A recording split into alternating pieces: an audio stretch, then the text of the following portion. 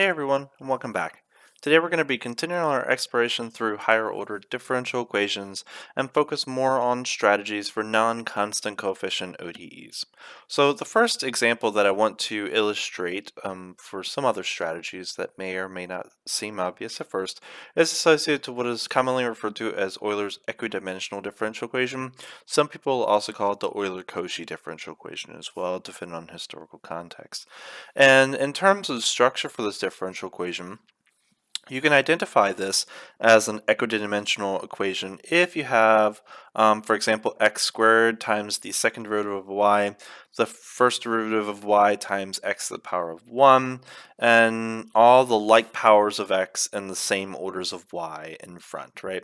So it's the same power, so the power of x, I guess you could say, so power of x equals the order of y in each term, right? So over here, in particular, we have a0, x to the power of 0, and the 0th derivative of y at the very last term. Obviously, f can be 0. That will give us a homogeneous equidimensional equation, and if x is non-zero, then we have an inhomogeneous equidimensional equation. We're going to be assuming that x is going to be strictly positive for this particular differential equation, because if x is equal to 0, then it's going to delete everything in this particular expression, and it's not going to be an ODE anymore, which is kind of boring.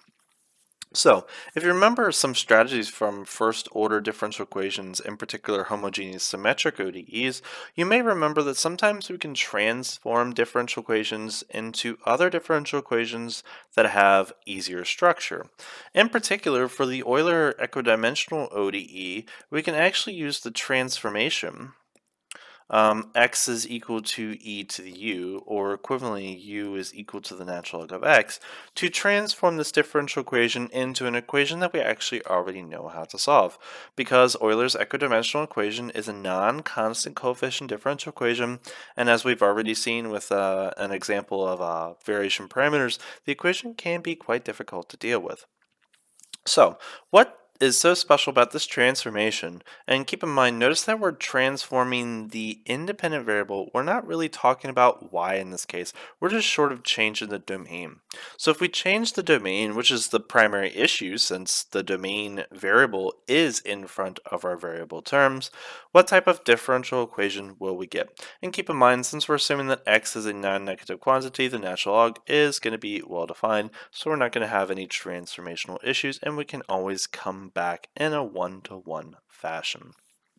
So, this little transformation, which I'm just going to refer to as the equidimensional transform, or the exponential transform for short, we're just going to analyze this on the second order differential equation, but you can actually show that this is actually going to be true for any higher order equidimensional equation. So we're just going to focus on the order n is equal to 2.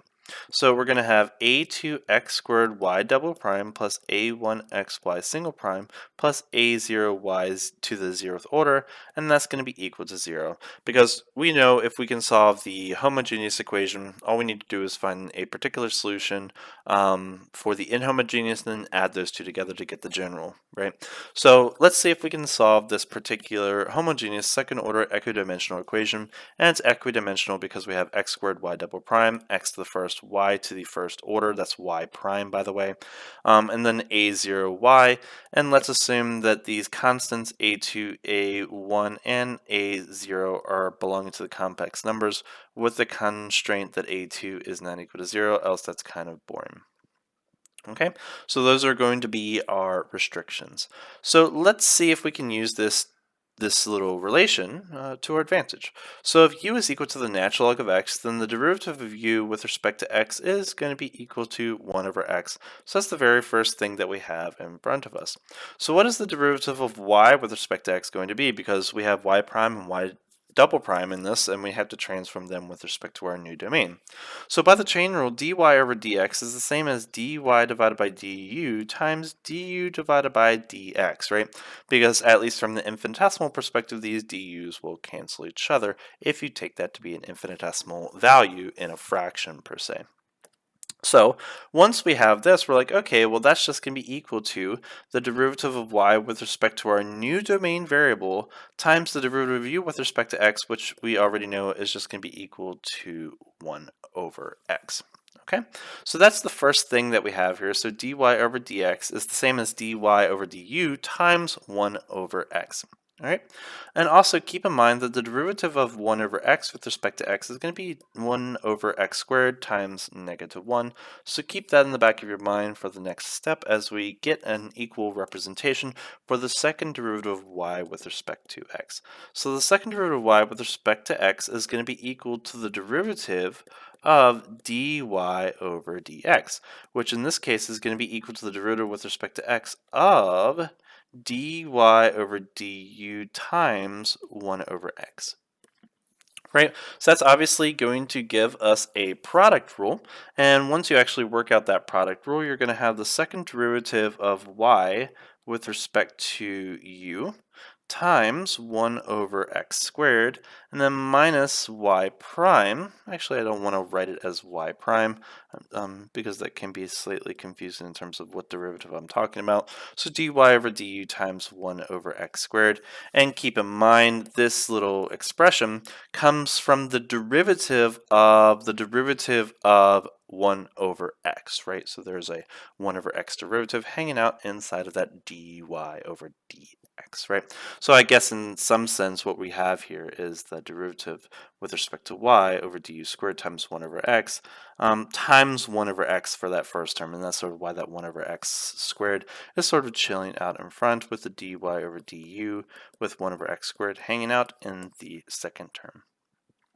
All right, so that gives us an expression for dy squared over dx squared, and now let's rewrite our differential equation. So I'm going to change the notation up a bit here. I'm going to let y prime be dy over du, and y double prime be equal to d squared y over du squared, so I don't have to write this quotient of differentials so many times. All right, so we started off with the differential equation a2x squared y double prime plus a1xy prime plus a0y is equal to 0. And here y prime is going to be the derivative of y with respect to x. So now what we're going to do is we're going to do this transformation. In particular, x is equal to e to the u. So instead of x, we're going to have a u independent variable.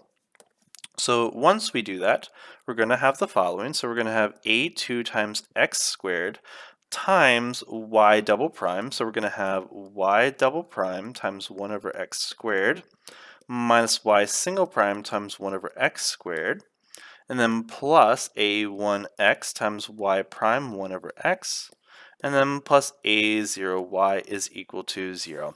And in this notation, I'm using y prime is equal to dy over du.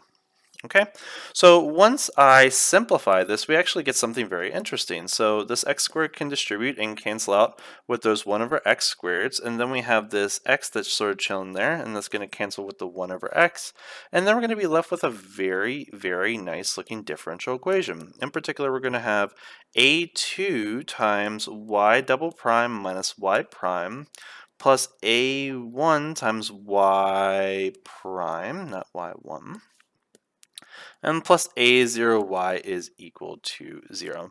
Now what I want to do is I want to rearrange this and write it in a nicer way. So I'm going to write this instead as a2y double prime plus a1 minus a2y prime plus a0y is equal to 0.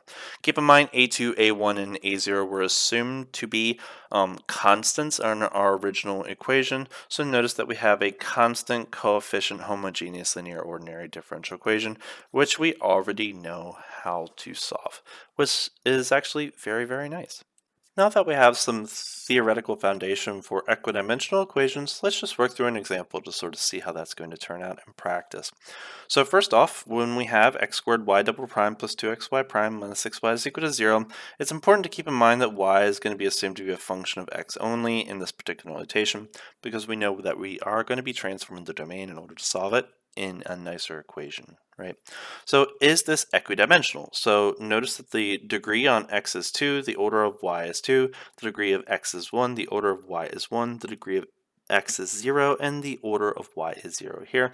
And we have a homogeneous equation here, which is actually very nice.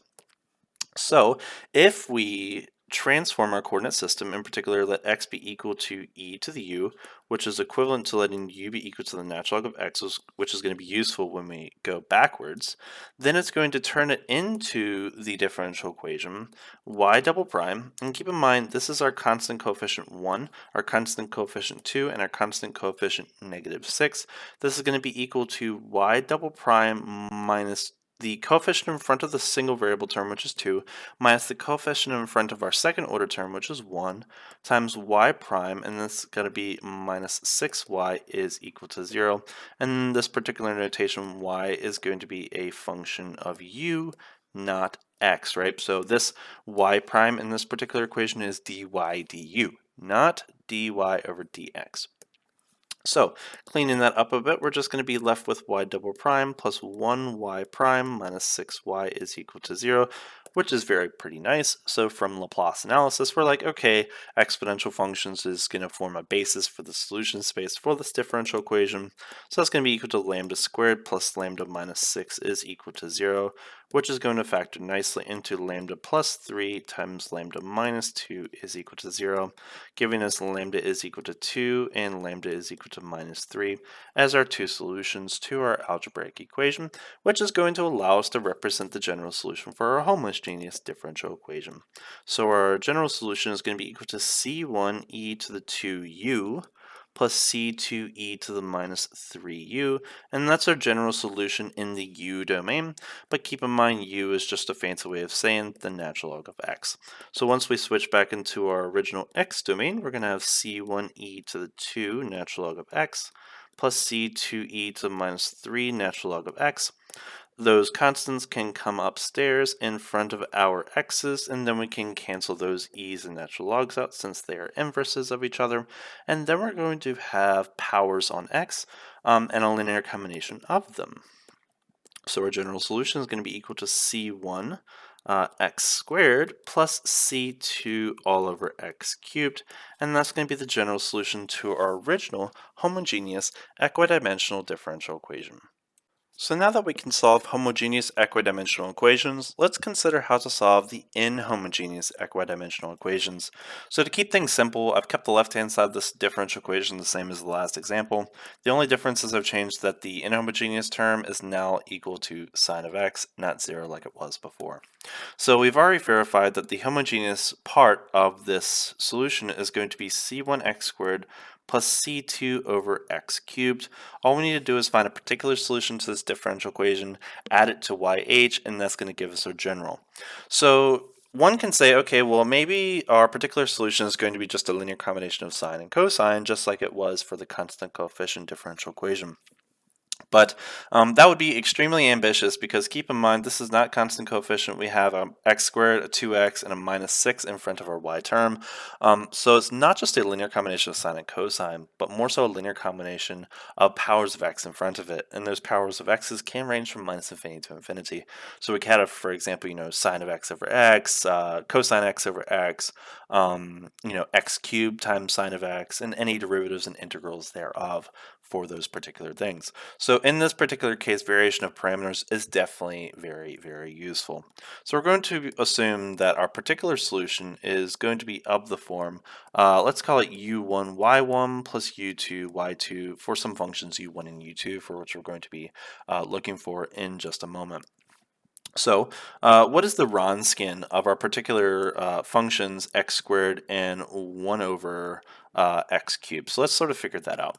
So the Wronskian is going to be equal to the determinant of x squared, derivative of it is 2x, and x to the minus 3, whose derivative is minus 3x to the minus 4. So the derivative of this is going to be equal to minus 3 times x to the minus 2, minus 2 times x to the minus 2, which we know is going to be equal to minus 5x to the minus 2, or minus 5 over x squared if it makes you feel any better.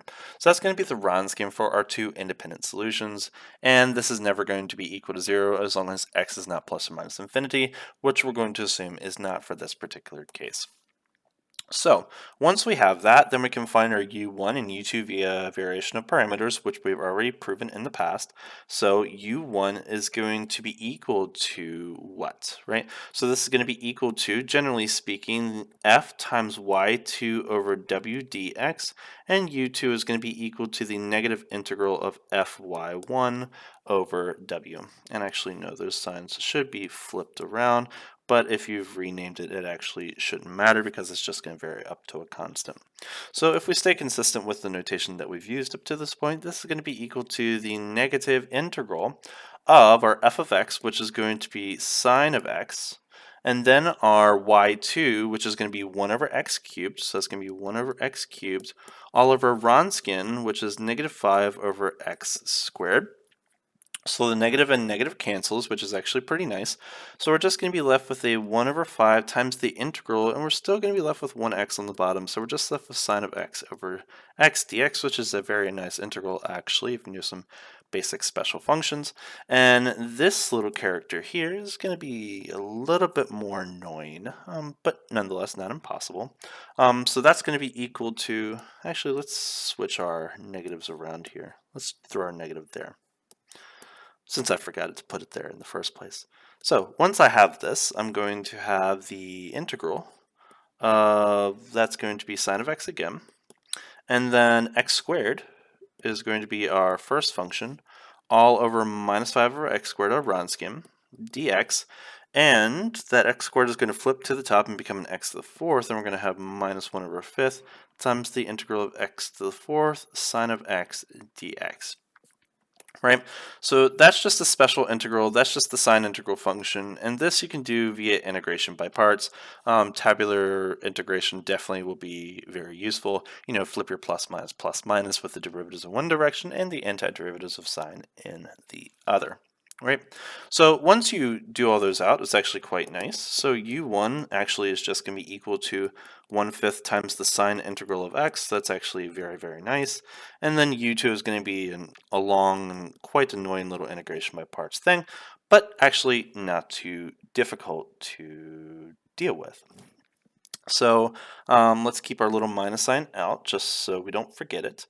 And this is going to be equal to x to the power of 4 with a minus sign in front, cosine of x plus derivative of that, 4x cubed, integral of cosine is going to be sine, derivative of 4x cubed is going to be 12x squared, integral of sine is going to be, minus sign is going to be cosine, so it's going to be equal to cosine of x, then minus 24x, negative sine of x, and then minus 24 cosine of x at the very end, right? Or you could do that one by one, and you should be able to get a similar answer up to a sine.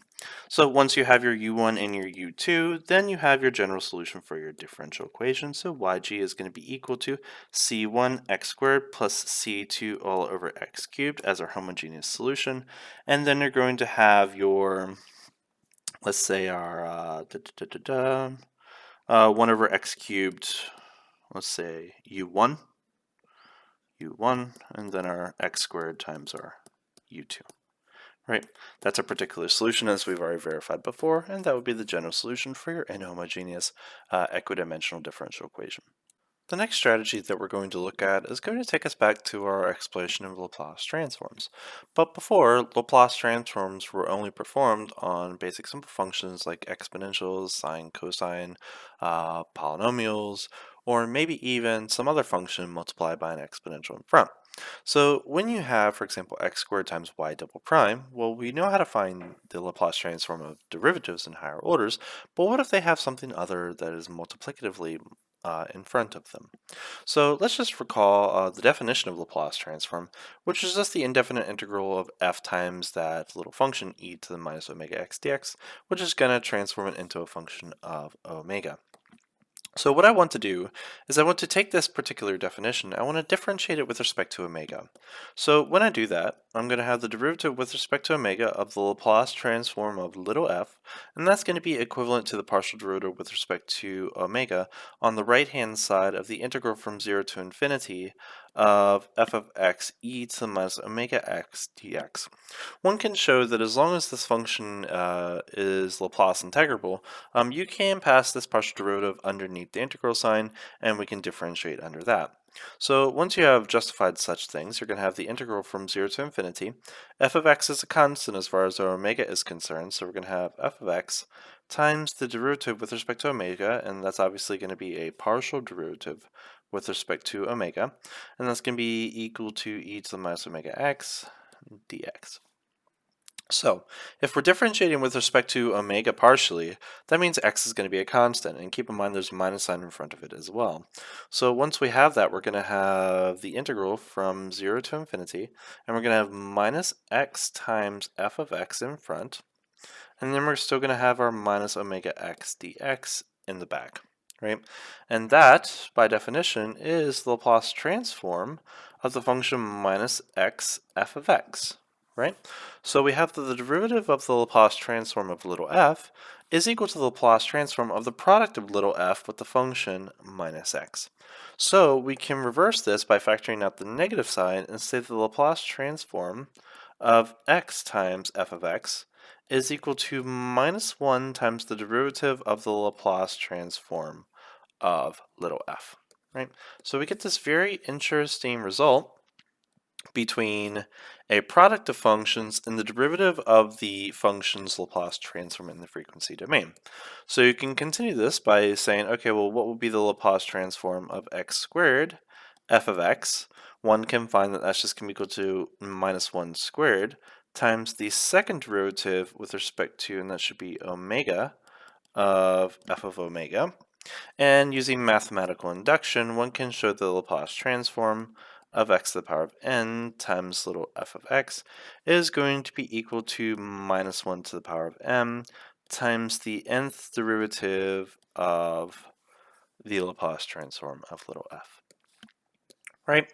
And this is extremely useful. So if you have, for example, the Laplace transform of g of x times f of x, and you know the Laplace transform of little f, and you know the Taylor series expansion of little g, then you can just multiply, the g times the f, expand out, and that's going to give you an nth order differential equation in the frequency domain, which is actually pretty interesting. So that gives us something to work with. Now let's see what happens when we replace f with the derivative of some unknown function.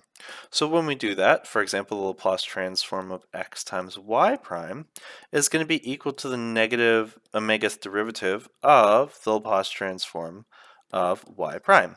And we know the Laplace transform of y prime is going to be omega times the Laplace transform of y minus y evaluated as 0, but that is just going to differentiate to 0, so we don't really care about it. So we have the Laplace transform of xy prime is just going to be equal to the negative omega derivative of omega times the Laplace transform of y. So you can say, okay, well, what exactly is that going to be in a useful context? Well, we can apply the product rule to this particular expression, and that's going to be equal to the first times the derivative of the Laplace transform, which is just f prime of omega, plus Ly times the derivative of omega with respect to omega, which is 1. So you can write this as, for example, the negative omega f prime omega plus f of omega. Right? So this particular thing turns it also into a differential equation, the frequency domain, just with a couple little extra things hanging out on the outside. So, as an example, to sort of see how we can use Laplace transforms to solve non-constant coefficient differential equations, I want to use a very important equation known as the Bessel equation to guide our explorations, because Bessel equations have so many applications in physics, especially associated to waves and propagation. So Bessel's equation in its general form is going to be x squared y double prime plus xy prime plus x squared minus alpha squared y is equal to 0. Here, alpha can be taken to be any real number that you want, and its solutions are going to be given a particular name. They're going to be called Bessel functions. So Bessel functions are just solutions to Bessel equations, and we're going to be abbreviating them by J subscript alpha of x. Okay, so Bessel functions, solution to Bessel equations. So let's see if we can sort of understand what a Bessel function looks like for a particular value of alpha. In particular, let's consider the differential equation x squared y double prime plus xy prime plus x squared y is equal to 0. Notice that there's no constant sort of hanging out next to this x squared term. So this is going to be an alpha is equal to 0. So we're going to be looking for the Bessel function j0 of x and understanding sort of what that's going to be. Let's also impose an initial condition, in particular y of 0 is equal to 1, so that we can get the particular solution that's often defined as the 0th order Bessel function. So once we do that, notice that everything is going to have an x into it. So let's assume that x is going to be greater than or equal to 0, with 0 hopefully being a removable discontinuity in that solution, because we're starting out at 0. So the only way we can divide by 0 is that is a removable discontinuity, so we can at least approach it with a limit. So once we have that, we're going to have xy double prime plus y prime plus xy is equal to 0, and we're going to be seeing if we can apply Laplace transforms to solve it. So we know the Laplace transform of xy double prime, we know the Laplace transform of y prime, we know the Laplace transform of x times y, so we should be able to solve this via Laplace transforms, because the Laplace transform of 0 is just 0. So once we do that, we're going to have the Laplace transform of xy double plus the Laplace transform of y single plus the Laplace transform of xy is equal to the Laplace transform of 0. So let's start off with the Laplace transform of xy double prime. That's going to give us minus 1 times the derivative with respect to omega of omega squared times the Laplace transform of y minus omega times y of 0. So omega times y of 0 minus y prime of 0. And keep in mind that's a derivative operator, right? Because it's negative 1 times the derivative of that particular thing, which is y double prime, right? So that's y double prime. It's Laplace transform of it, right? So once we have that, let's look at the other terms as well. So the Laplace transform of y single prime is just going to be equal to omega times the Laplace transform of y minus y of 0. And then over here we have just the Laplace transform of xy, which is just going to be equal to plus minus 1 times the derivative with respect to omega of the Laplace transform of y. And that's going to be equal to 0. So once we have that, we can distribute and collect like terms, and so let's sort of see what we have here. So keep in mind the derivative of y prime of 0 is just going to be equal to 0, so that's actually very, very nice. And then we need to do, for example, a product rule here.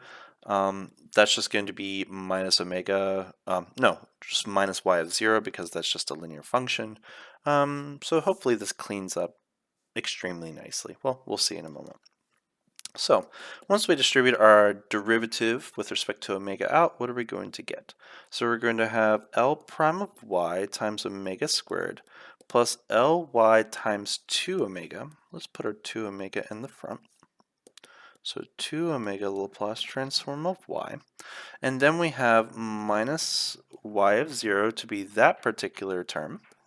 And then over here we're going to have omega Laplace transform of y minus 1, and then plus minus 1 times the derivative of the Laplace transform of y, which I'm just going to write as minus Laplace transform of y, and that's all going to be equal to 0.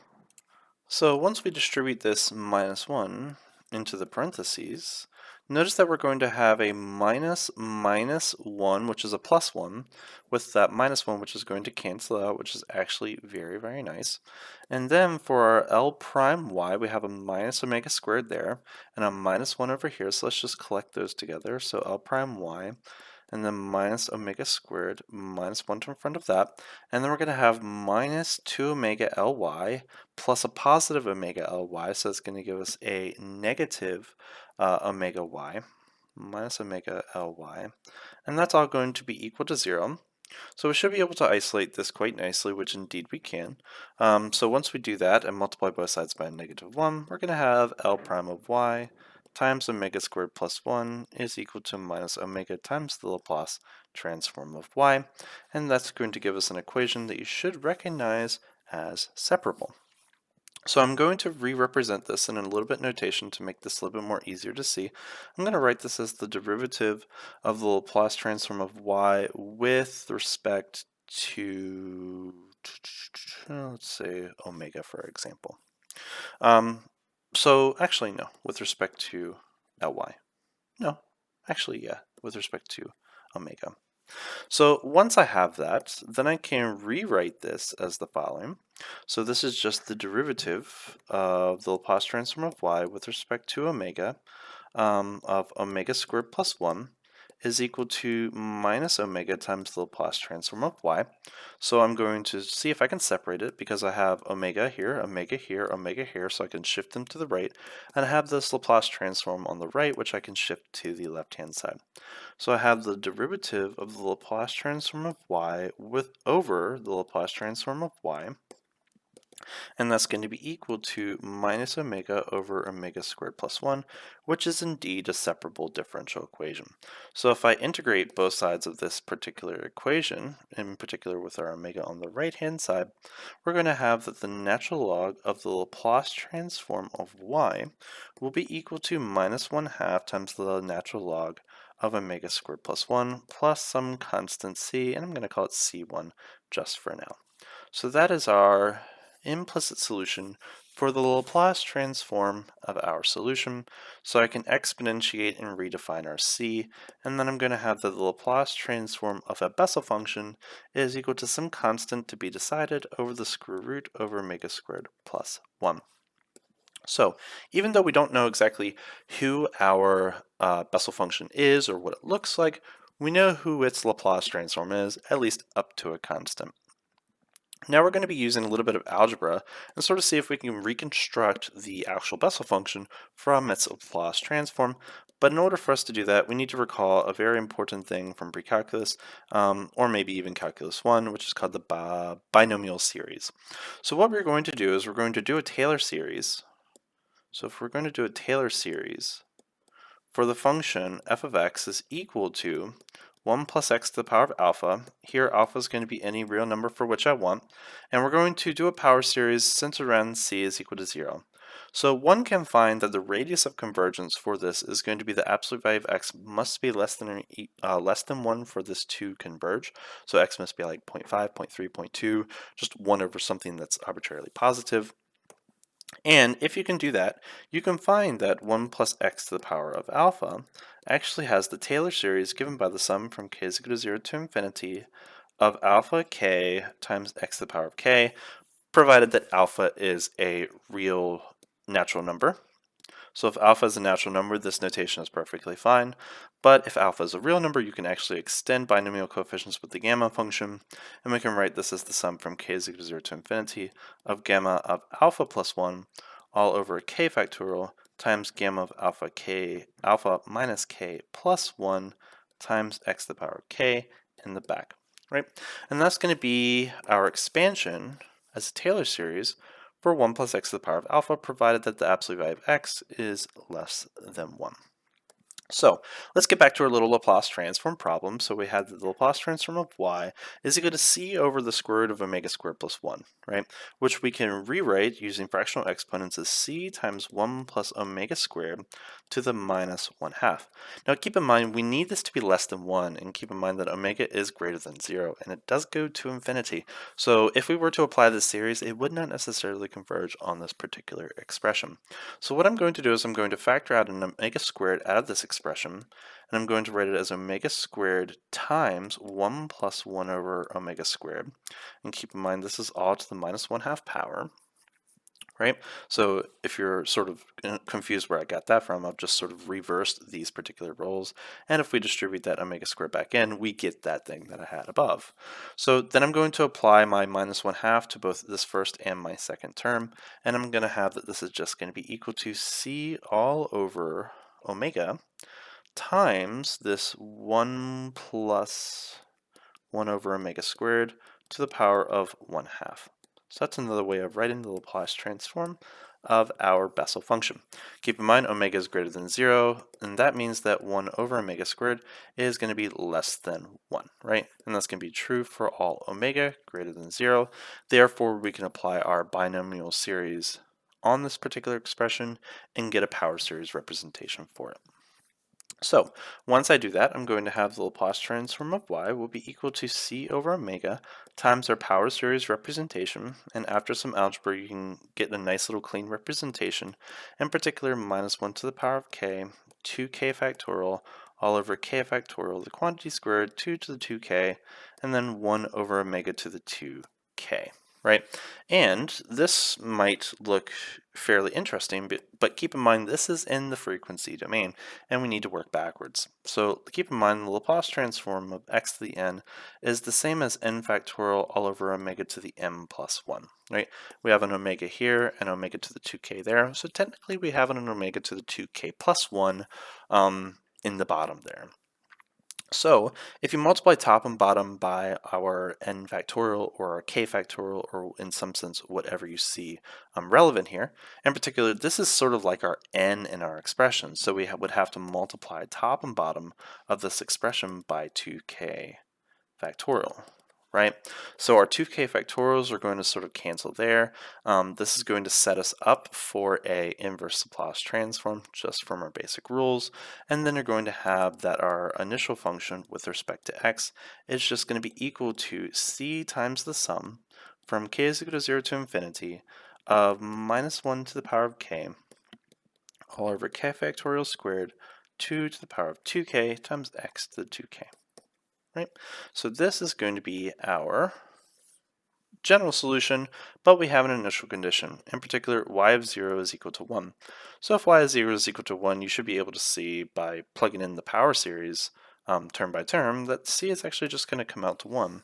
So that means that the particular solution, which we call the 0th order Bessel function, is just going to be equal to the sum from k is equal to 0 to infinity of minus 1 to the power of k all over k factorial, the quantity squared, and we can actually write this as x divided by 2 to the power of 2k.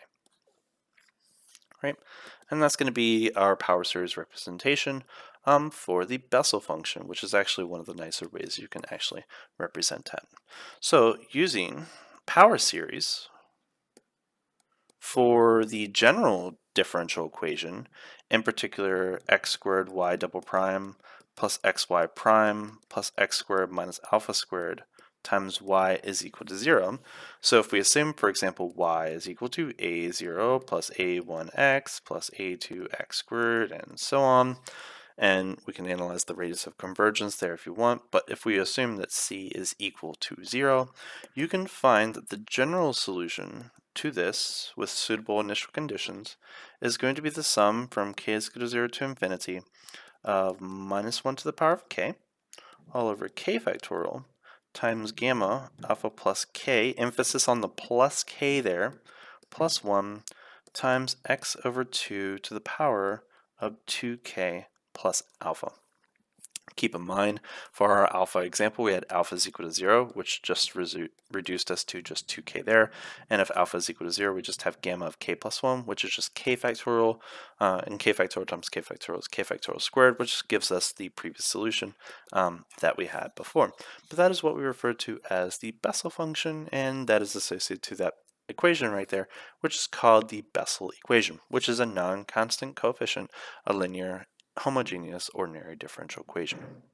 Although there are infinitely many different variations of second and higher order non-constant coefficient differential equations, all of them are definitely going to be related to one another at least up to some degree, especially with the foundational theory that we have developed up to this point. So since I don't want to go through all the other examples because the solution strategies are in some sense going to repeat on to each other, I just want to list out a few differential equations that are at least a little bit worth it to mention, at least especially if you plan to go into like engineering or mathematical physics or anything of the related sorts. Also biology and chemistry have some applications with these as well. So the first equation that we've already discussed is the Bessel equations, which is given by x squared y double prime plus x y prime plus x squared minus alpha squared y equals 0, where its solution is usually denoted by j subscript alpha of x. So that's the Bessel equation. The second is called the Legendre equation, so Legendre equation. And this is going to have a similar structure, so it's going to be 1 minus x squared y double prime minus 2xy single prime. So you can sort of look at that as the derivative of that leading non-coefficient, constant coefficient term. And then we're going to have alpha times alpha plus 1 times y is equal to 0, and the solutions to the Legendre differential equation are called Legendre functions, and if alpha is a natural number, sometimes people will call them Legendre polynomials, right? Which some people can abbreviate by LE subscript alpha of x. So LE subscript alpha of x. Another related equation will be the Laguerre Laguerre equation, which is going to have a similar structure to that of Bessel and Legendre, which is going to be x y double prime plus 1 minus x times y prime plus alpha of y is equal to 0. And this is going to have solutions. If alpha is a natural number, sometimes they're called Laguerre polynomials, but you can abbreviate them as, for example, LA subscript alpha of x. So LE subscript alpha Legendre and LA subscript alpha of x Laguerre. And then we have a fourth, which is called the Chebyshev equation, whose differential equation is given to be 1 minus x squared y double prime minus xy prime plus alpha squared y is equal to 0. So if you sort of look at this in Legendre, the Chebyshev equation actually does share a lot of similarities, except it's scaled a little bit differently. And you can abbreviate the solutions of this differential equation as c subscript alpha of x. And then a fifth differential equation that is related to each of these is called the Hermite polynomials, or the Hermite functions, whose differential equation is given to be y double prime minus 2xy prime plus 2 alpha y is equal to 0, and we can abbreviate its solutions as y is equal to h subscript alpha of x. Some people will use he subscript alpha of x to represent those solutions. So these are 5 differential equations that I'm not going to get into, but if you want to sort of represent these differential equations, there's already a solution that you already know how to do, and that's using the method of power series.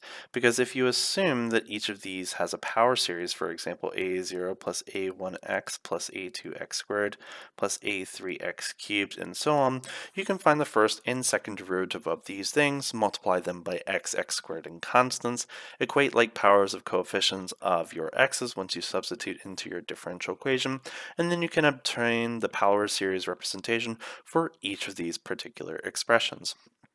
Now, when you do obtain those power series expressions, you have to keep in mind the radius of convergencies. For example, in this particular thing, notice that x must be typically greater than or equal to 0 at the least. For this 1 minus x squared term, it's obviously true that if you obtain a power series, its radius of convergence probably cannot exceed 1. Same thing can be said about Laguerre, where x must be greater than or equal to 0 at the latest. 1 minus x squared, obviously x must be between 0 and 1 for that to converge in a meaningful way.